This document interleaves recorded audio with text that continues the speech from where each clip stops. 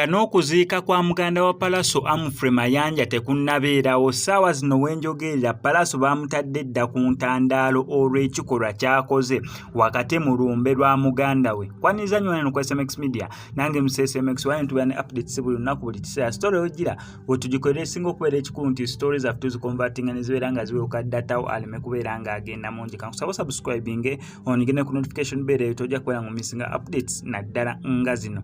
Yes, Pallaso avuddeyo n'akola post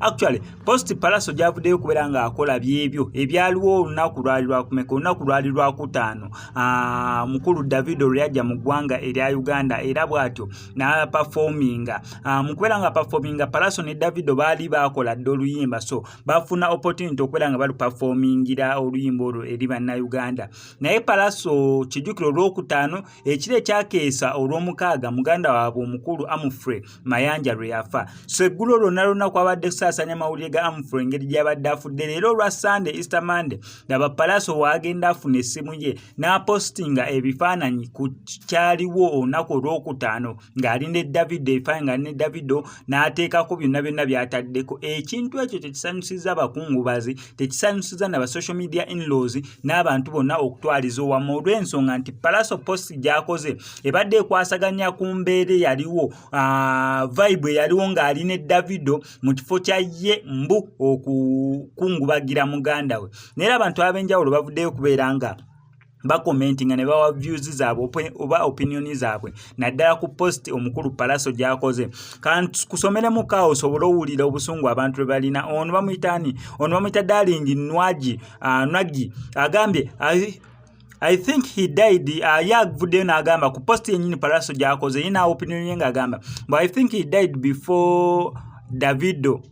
I think he died before Davido, but because Davido was more important, they chose to announce him after Davido. Can't Pallaso rest for a day to mourn his brother? Onagamba kyaka ne muganda waabwe yafa olunaku nga Davido tannaba kubeera ng'ajja mu Uganda. Naye okusinziira muni abo bakitwala mu Davido w'amaanyi nnyo gye bali baasalawo okubeera nga tutegeeza okufa kwa muganda waabwe nga Davido amaze kubeera nga performinga n'agenda ne bamubuuza can't you rest for a day okungubagire muganda we.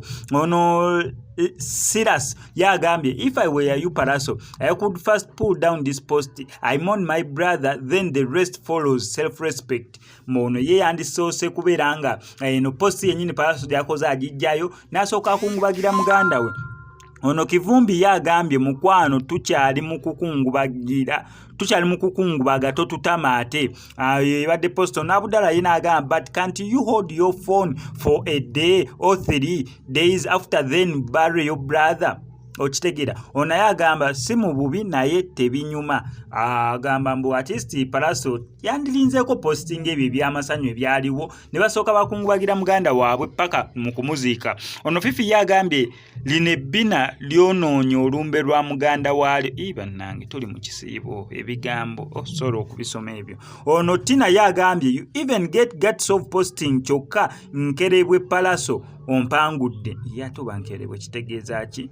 Ono ye n'agamba instead of mourning your brother oli mu kupostinga oli mu kukola maalo. These upcoming boys with village excitement RIP Humphrey. Kwegamba abantu b'enjawulo bangi nnyo bavuddeyo kubeera nga balaga ennaku ne konsani yaabwe ku nsonga ya Pallaso gyavuddeyo kubeera nga postinga ensonga endala ezitali ku nsonga za muganda we eyafudde. Kitalo nnyo kitalo ddala kya Humphrey ndasiganga nkutuusaako updates kyonna okola subscribing on notification bell ebisigadde obitulekere.